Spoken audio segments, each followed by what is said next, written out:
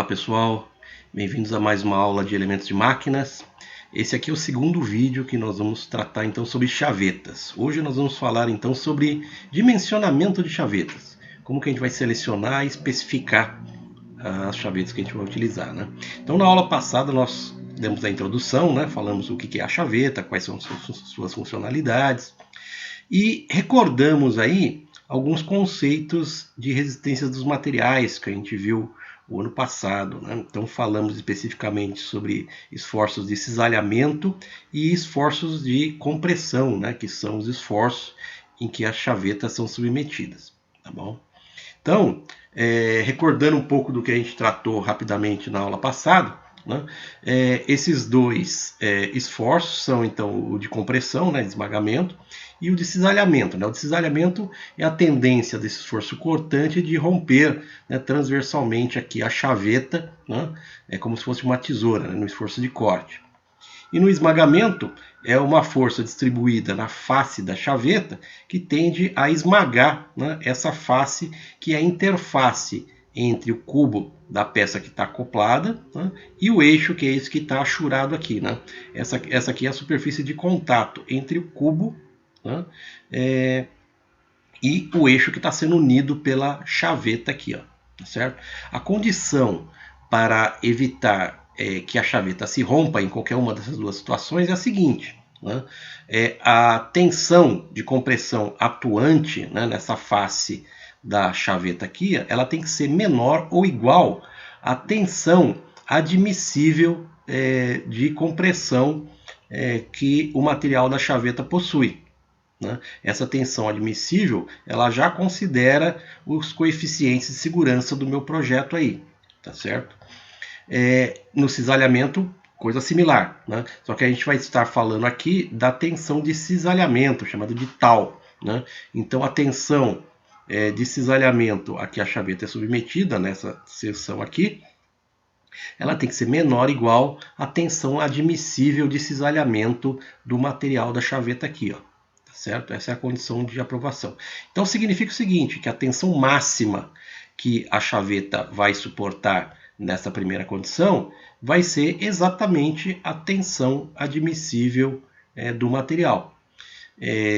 Nesse caso, cisalhamento, mesma coisa. Né? A tensão máxima que eu vou poder aplicar na chaveta é a tensão admissível de cisalhamento do material. Tá? Lembrando um pouco das equações, né? Então, a gente viu que na questão do cisalhamento, a tensão de cisalhamento é força sobre área. Né? Que força que é? É a força cortante provocada pelo momento torsor aplicado ou no eixo ou, no caso aqui, na engrenagem, né? No elemento que está unido ao eixo aqui. Né? Então, esse torque, né, ele provoca uma força cortante, né, nessa chaveta aqui, exatamente na superfície de união, né, entre o elemento acoplado e o eixo, que é o que eu estou chamando aqui de Q. Né? E qual que é a área que eu vou considerar aqui? Ó? É a área que vai resistir ao esforço de corte. Né? Então a gente vê nessa desenho em perspectiva aqui, ó, né, que esse esforço de corte ele vai estar tendendo a cisalhar essa chaveta nessa superfície que está representada aqui em vermelho. Né? Para mim calcular então a área resistente, né, desse esforço de corte, eu calculo, né, como sendo, isso aqui é um retângulo, né, eu calculo lado vezes lado. Essa é a fórmula matemática para calcular a área desse retângulo aqui. Ó, né? Então a área resistente ao esforço de corte é o L, que é o comprimento da chaveta, multiplicado por B, né, que é a largura da chaveta. Certo? E, como a gente viu anteriormente, a condição para que essa chaveta resista ao esforço de cisalhamento é que a tensão aplicada, né, tensão aplicada nessa seção, ela tem que ser menor ou igual à tensão de cisalhamento admissível do material. Okay? Com relação, então, aos esforços de compressão ou esmagamento, né, é a mesma coisa, né? Tensão é força sobre área. Que força que é essa? Né? E que área que é essa? Essa aqui eu estou chamando de força de esmagamento, né?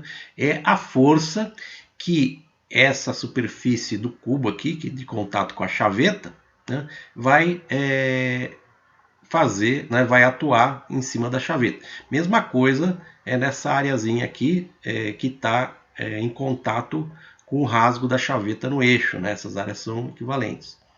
Então é o seguinte, né, eu representei aqui nessa figura, na verdade esse esforço de compressão que vai estar comprimindo a chaveta nessa superfície aqui, né, dessa parte exposta da chaveta, ela é uma força distribuída. Então esse é um modelo, né, que a gente adota, né, que é uma simplificação da realidade. Né, a gente considera então, por hipótese, que esse esforço está igualmente distribuído, né, em toda essa área, que vai ser a área de contato do cubo com a chaveta. Né? Esse esforço distribuído ele pode ser calculado matematicamente como se fosse um esforço concentrado. Né? Então a gente faz a área desse esforço distribuído aqui, né, equivale à magnitude da força igual a essa força concentrada, né, bem no meio aqui dessa área que está em vermelho aqui, ó, tá certo? Depois a gente vai ver mais para frente como é que a gente calcula essa força de esmagamento, né, quando eu tenho um torque conhecido na minha polia, na minha engrenagem ou no meu eixo, tá bom? Aguarda um pouquinho que a gente mais para frente vai falar sobre isso. E essa área, como é que eu calculo essa área aqui? Esse aqui é um retângulo, né? A área vai ser o comprimento, né, L, multiplicado por esse espacinho aqui, ó, por essa altura. E quanto que é essa altura aqui? Ó? Essa altura vai ser igual, olha aqui, observa no desenho, a altura da minha chaveta, que eu chamo de H, menos essa partezinha de baixo, né, que eu estou representando aqui como H1. Né? Olhando aqui nessa figura, a gente vê que esse H1 é exatamente a profundidade do meu rasgo de chaveta no eixo. Tá? É isso que é representado por H1. Tá? Alguns catálogos representam como H1, alguns catálogos apresentam como T1, né? Mas é a mesma coisa, é a profundidade do rasgo de chaveta no eixo. Tá? Esse valor de H1 ele é catalogado. Né? Então, quando eu vou selecionar a chaveta, as dimensões de altura da chaveta H e largura da chaveta B são funções do diâmetro do eixo. Né? A gente vai ver num catálogo como é que a gente seleciona isso. O catálogo também fornece essa altura H1 ou T1, dependendo do catálogo aí, que é a profundidade do rasgo de chaveta. Então, tanto H como B, como esse H1 ou T1, são dados de catálogo, tá certo? Essa força de esmagamento é uma força que eu tenho que calcular baseado no torque aplicado, né, ou no eixo ou na engrenagem, polia. E com esses dois dados eu calculo então a tensão de compressão ou a tensão de esmagamento. Essa área, então, recapitulando aqui, como eu calculo? É o comprimento vezes essa altura. Essa altura aqui, ó, é exatamente a altura da chaveta H menos esse H1, né, que é um dado de catálogo ali. Ó. Então é dessa forma que eu calculo a área esmagada. Certo? E também a condição para que a chaveta resista a esse esforço é que a tensão aplicada seja menor ou igual à tensão admissível de compressão do material da chaveta. Então a tensão máxima que eu vou poder aplicar na minha chaveta vai ser exatamente a tensão admissível do meu material. Ok? Então essas aqui são as equações que a gente sempre vai estar utilizando quando a gente estiver dimensionando a minha chaveta. Tá bom? Então, como eu comentei com vocês, né, a dimensão H, que é a altura da chaveta, e B, que é a largura da chaveta, são selecionadas em função do diâmetro do eixo. Né? E essas alturas H e B, né, elas são fornecidas no catálogo. A gente vai ver um exemplo sobre isso. E o que eu preciso dimensionar é o comprimento L. Né? Isso aqui eu vou dimensionar, né, utilizando aquelas equações que eu coloquei anteriormente, em função dos esforços, né, e do material da chaveta. Tá bom? Então esse aqui é um exemplo de um catálogo de chavetas. Né? A gente encontra catálogos de algumas formas diferentes, mas basicamente eles têm as mesmas informações. Então que informações são essas? Então, olha só, eu tenho uma linha aqui, ó, que são os diâmetros do eixo, né? O diâmetro D1, que é o diâmetro do eixo. Em função do diâmetro do eixo, é que eu vou selecionar, né, qual que é a altura e qual que é a largura da minha chaveta. Então, vocês vejam, diâmetro de 6 a 8, eu tenho chaveta com essas dimensões, base e altura de 2 milímetros aqui, ó. Se eu pegar um eixo com diâmetro de 65 a 75 milímetros, eu tenho uma chaveta que tem a largura 20 milímetros e a altura 12 milímetros. E assim vai. Tá? Então, as dimensões básicas da chaveta são função do diâmetro do eixo, tá? Que eu seleciono no meu catálogo. Isso é conforme a norma, né, que rege exatamente a fabricação de chavetas, né, a norma internacional.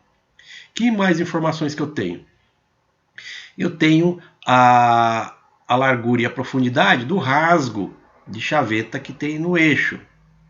Né? E vocês vão perceber que esse valor nominal B é igual, né, da chaveta e do rasgo da chaveta. O que vai variar é a tolerância de medida entre o rasgo e a chaveta. E aqui vocês percebam que eu tenho o valor de T1.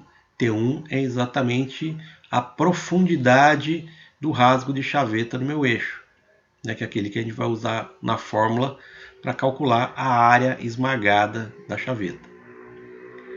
Outras informações que eu tenho informações sobre o rasgo do cubo, né? Então, embaixo aqui é o rasgo da chaveta e em cima eu tenho o rasgo do meu cubo, né? Que tem as mesmas informações, a largura e a profundidade, né, do rasgo do meu cubo. Né? E eu tenho, por fim, né, os comprimentos possíveis da chaveta. Né? Nesse catálogo, particularmente, eu tenho informado aqui qual é o peso, né, das chavetas para 1000 chavetas. Né? Então, isso aí tem uma informação adicional. Nem todo catálogo tem essa informação aqui. Né? Esse valor de comprimento é o valor que eu vou dimensionar, né, utilizando aquelas fórmulas de resistência dos materiais, em função dos esforços de cisalhamento e de compressão. Tá bom? Legal, gente. Então aqui, novamente, eu tenho as equações todas. Esse material está disponível para vocês no Moodle. Tá bom? Legal. E para finalizar essa recapitulação, né, a gente tem o seguinte: essas aqui são as equações básicas que a gente apresentou anteriormente. Tá? Mas, como eu falei para vocês, o que eu vou precisar descobrir sempre vai ser o comprimento L, é o comprimento da chaveta. Então, eu vou precisar isolar esse valor de L aqui, né, para mim poder utilizar nas minhas questões práticas. Né? Então, percebam, né, quanto menor a área, né, cisalhada que eu tiver, maior vai ser a tensão. Eles são inversamente proporcionais. Significa, então, que a máxima tensão que a chaveta vai suportar de cisalhamento, né, vai ser exatamente a tensão admissível, que é a máxima tensão que ele vai poder suportar.